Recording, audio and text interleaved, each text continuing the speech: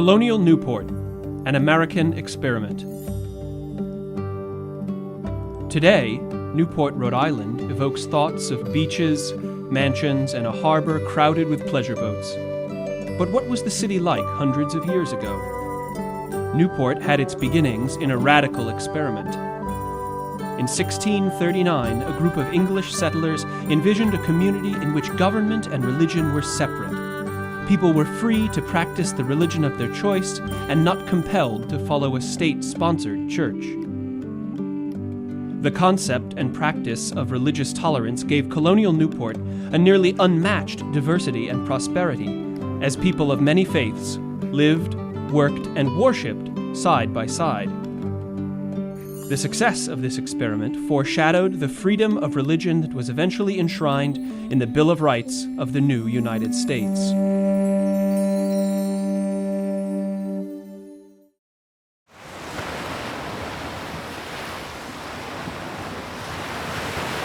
Newport sits on the island of Aquidneck, derived from the Native American word meaning "at the island." The bay surrounding it is named for the Narragansett Indians who occupied it in the early 1600s. The Narragansett generally made their homes on the mainland, using the island in the summers for raising crops, hunting, and fishing. In 1524, the Italian explorer Giovanni da Verrazzano led the first recorded European visit to Narragansett Bay. According to his journal, the natives were welcoming and offered food and gifts to the sailors. Tragically, the Native Americans were susceptible to devastating European diseases.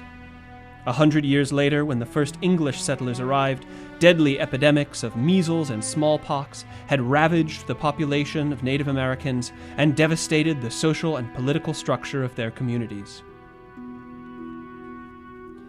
In Europe, the Protestant Reformation shook established churches and governments to their core. The monarchs of certain states, such as France and Spain, remained determined that they and their subjects remain in the Roman Catholic Church. In England, Henry VIII created the Church of England as his state religion in a break with the Catholic Church in Rome. Some English citizens felt that this new Anglican Church retained too much of the trappings of Catholicism and were determined to uphold more devoutly Protestant forms of worship. Such beliefs were not tolerated in England, and many emigrated to the New World to be able to follow their beliefs. Separatist Pilgrims, Puritans, and other reformers settled in Plymouth and Boston in what became Massachusetts. However, disagreements and disputes over the role of government in religion persisted even amongst the colonists there. In 1631, a minister named Roger Williams emigrated to the Massachusetts Bay Colony seeking religious freedom. But he quickly grew frustrated by the strict dogma of the Puritan Church. The authorities in Massachusetts soon banished Williams for his radical support of secularism, his view of a society where government operated independently of religion. In other words, a separation of church and state. In 1636, Williams founded the town of Providence at the head of Narragansett Bay to realize his secular ideal. Massachusetts authorities also banished the radical preacher Anne Hutchinson. A free thinker, she rejected Puritan theology by preaching that faith alone could allow anyone to ensure their salvation. Hutchinson and her followers found sanctuary in Narragansett Bay. With the help of Roger Williams, they purchased Aquidneck Island from the Narragansett sachems Canonicus and Miantonomi, which they renamed Rhode Island. In 1638, at the island's northern end, they established the settlement of Pocasset, now known as Portsmouth. These early Rhode Island settlers had a respect for Native Americans that was uncommon in other colonies. Roger Williams believed that all land belonged to its original inhabitants unless it was sold. As settlements expanded, conflicts developed between settlers and Native Americans over their ways of life and use of the land. In less than 2 generations after the first Europeans arrived in New England, the violence of King Philip's War brought to an end peaceful relations between the Native Americans and the colonists of Rhode Island.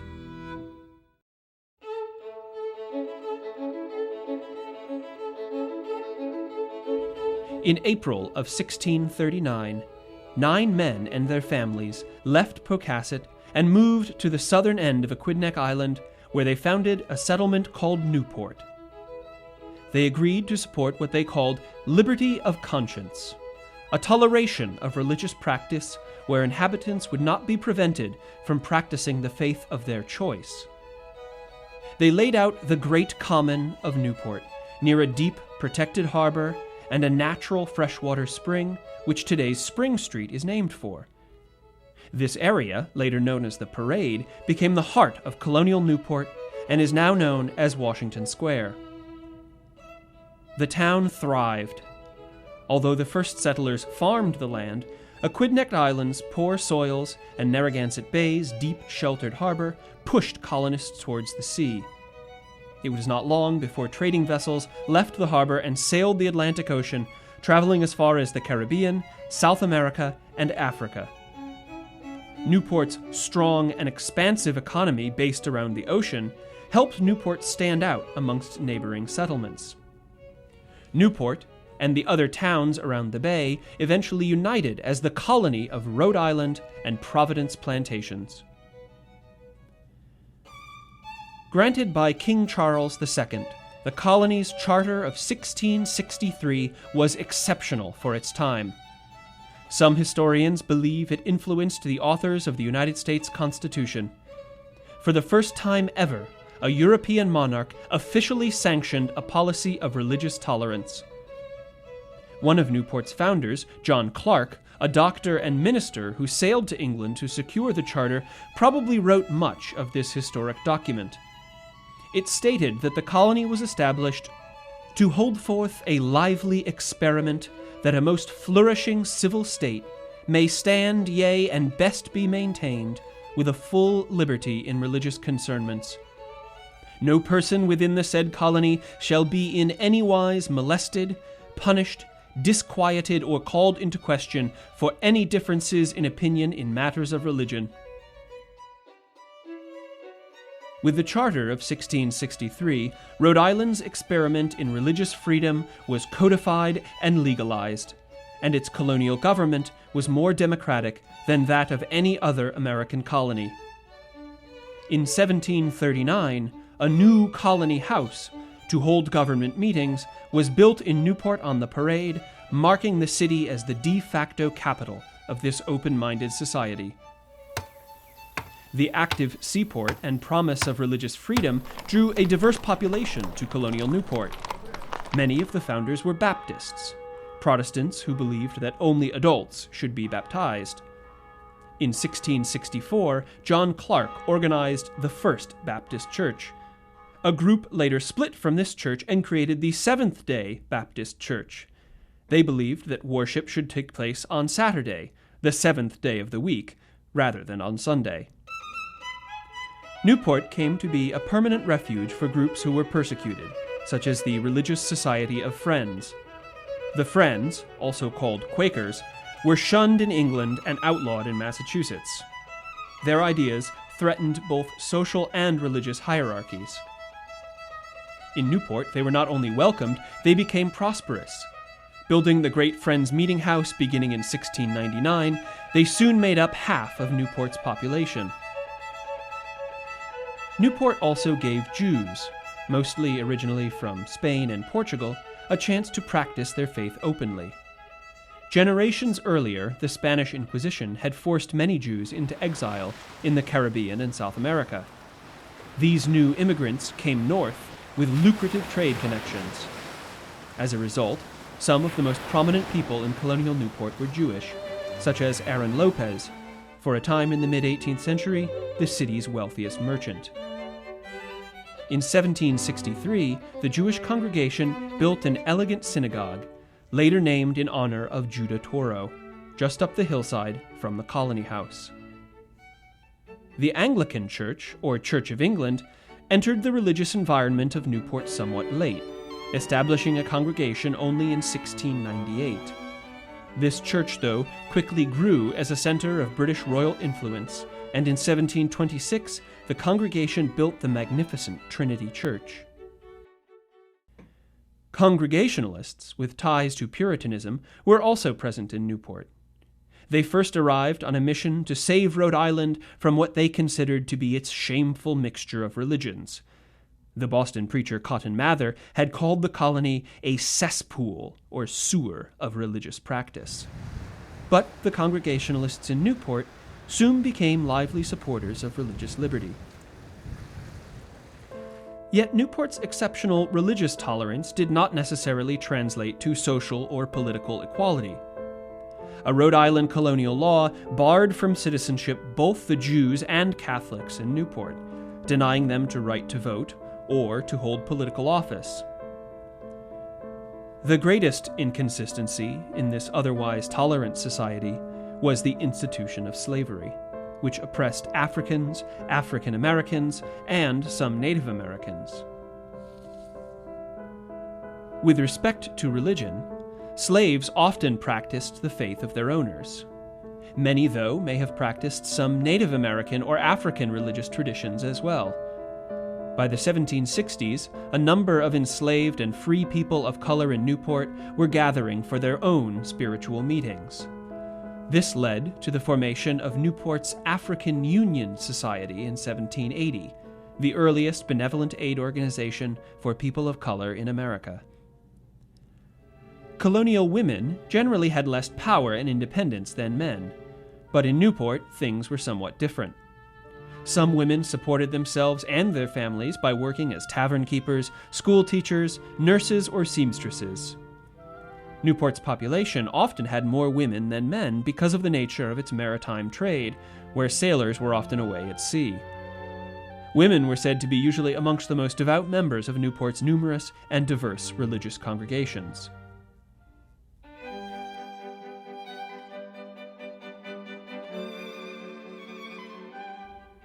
From about 1700 to the 1770s, Newport blossomed as a wealthy, cosmopolitan port city.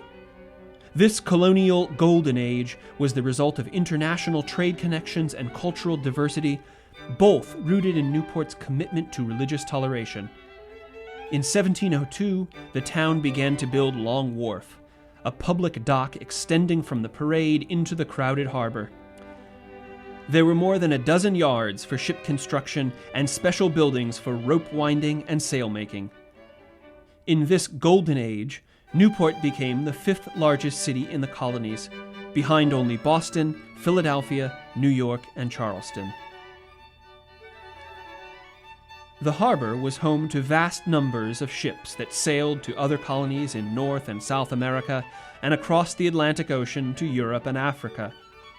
Newport was a great center for importing raw materials, such as whale oil and mahogany lumber, and exporting finished products like candles and furniture. The most profitable export, though, was rum. Distilled from molasses imported through the triangular trade with the Caribbean and Africa, Newport traders sold rum in the colonies and across the Atlantic. The profit was used by them to purchase goods and slaves on the west coast of Africa. These African slaves were then sold to labor on massive sugar plantations in the West Indies, and molasses, a byproduct of sugar cultivation, was purchased and shipped to Newport to produce more rum. Slavery was an important element of life in colonial Newport. At its height, about 1/3 of all families were slave owners, and nearly 10% of the population was of African descent. Slavery in Newport, though, differed from slavery on plantations. Slaves in Newport often performed highly skilled labor and even learned to read and write. They often lived in attics and garrets of their owner's home and were permitted to attend meetings like those of the African Union Society. They worked to overcome their enslavement in many ways, and the number of free people of color in Newport grew throughout the 18th century. By the 1770s, many slaves had been voluntarily freed by their owners. Some, such as the well-known pastry chef Duchess Quamino, purchased freedom for themselves and their families. As free people, some former slaves, such as the stonecarver Zingo Stevens, owned homes and property and were influential community leaders. Men often escaped slavery or poverty in colonial Newport by joining the crew of a ship bound for sea. Large profits could be made because merchant ships frequently smuggled their cargo past British tax collectors. During times of war, privateering, in which colonial ships were given special permission from the king to raid foreign vessels, was common. Privateering without this royal license, though, was piracy. The infamous pirates Thomas II and Captain Kidd made regular stops in Newport, where they found a ready market for their ill-begotten goods. Many merchants and traders became wealthy from overseas commerce. Some privileged Newporters learned professions such as banking, medicine, or law. Elite families lived in mansions overlooking the harbor and on large country estates. They enjoyed imported European goods, silks, china, and other fine furnishings. Most colonial Newporters, however, worked in trades such as sailmaking, blacksmithing, masonry, carpentry, and making candles, barrels, or other vital products. Highly skilled craftsmen created goods for both wealthy Newporters and for export. William and Thomas Claggett built exquisite clocks, and silversmiths such as Samuel Vernon wrought serving pieces used in churches and private households. Stone carvers at the John Stevens shop, which is still in business today, created beautifully hand-carved gravestones in addition to more mundane. The artistry of Newport furniture makers, especially members of the interrelated Quaker families the Townsends and the Goddards, was well known.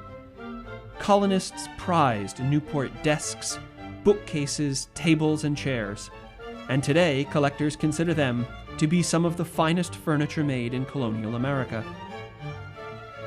With the patronage of the wealthy, the fine arts also thrived. Influential artists such as John Smibert, Robert Feake, and Joseph Blackburn painted portraits of elite families and individuals. Gilbert Stuart, a native Rhode Islander, spent much of his exceptional career in Newport. Stuart was a leading portraitist of the Founding Fathers, and his famous image of George Washington appears on the U.S. $1 bill. Musical performances were also common in colonial Newport, especially after an organ was sent from London to Trinity Church in 1733. Several teachers offered music lessons. One of them was Okramar Miraku. Miraku was a slave. It is believed that the money he earned teaching music helped him purchase his freedom. He also helped to found the African Union Society. Traveling theater troupes even briefly performed in Newport, an art form roundly rejected by Puritans elsewhere in New England. Newport's affluent culture was shaped by intellectual pursuits and a cosmopolitan connection to the world of ideas.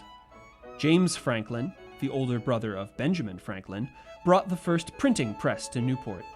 It provided books, broadsides, and almanacs for the growing colonial city. The Newport Mercury, started by James's widow Anne and her son, was one of the earliest newspapers in America. Dean George Berkeley, a famous British philosopher, helped a group of Newporters form a literary and philosophical society. Funded by the Quaker merchant Abraham Redwood, the group then founded a membership library to gather together a collection of books.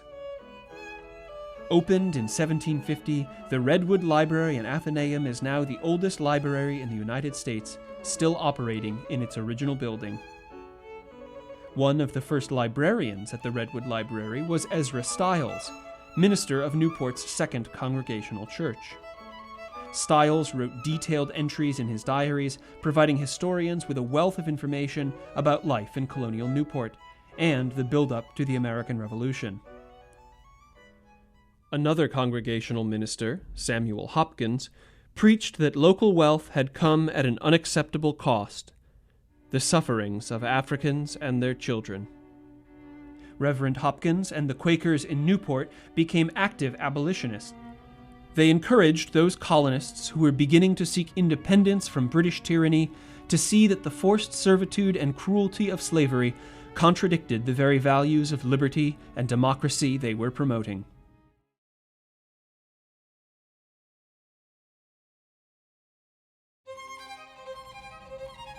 The American Revolution put an end to Newport's colonial Golden Age. Although many residents remained loyal to the king, others actively resisted British rule.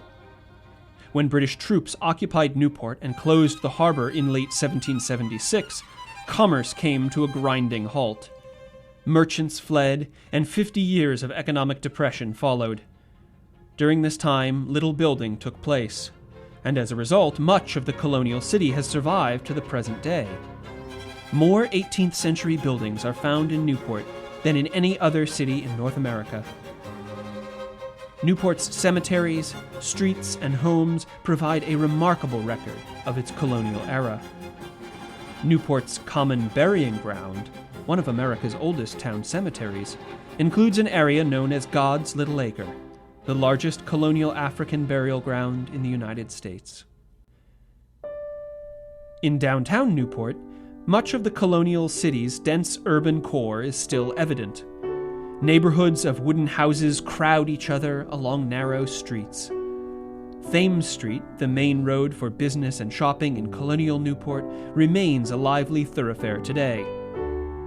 Evidence of the farms that once surrounded the city center can be seen in Touro Park, where the old stone mill, dating probably to about 1660, still stands.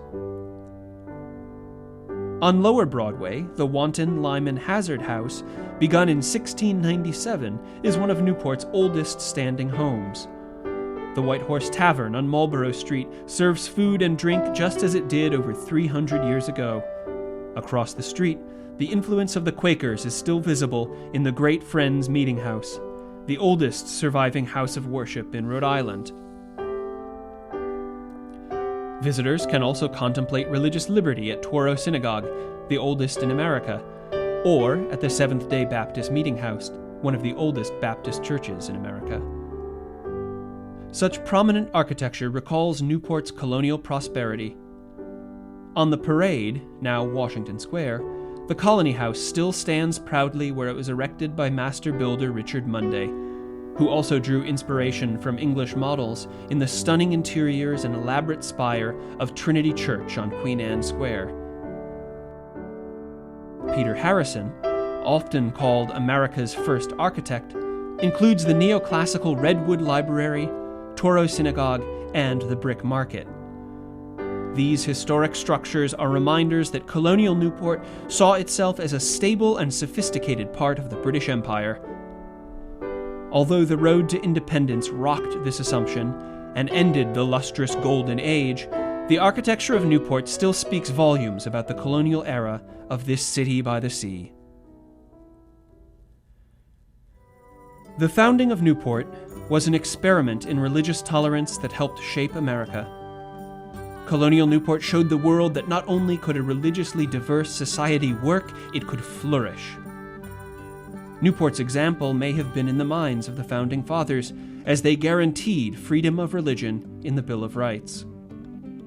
When you visit Newport, the past is all around you, evidence of the unique experiment that made colonial Newport such an extraordinary place.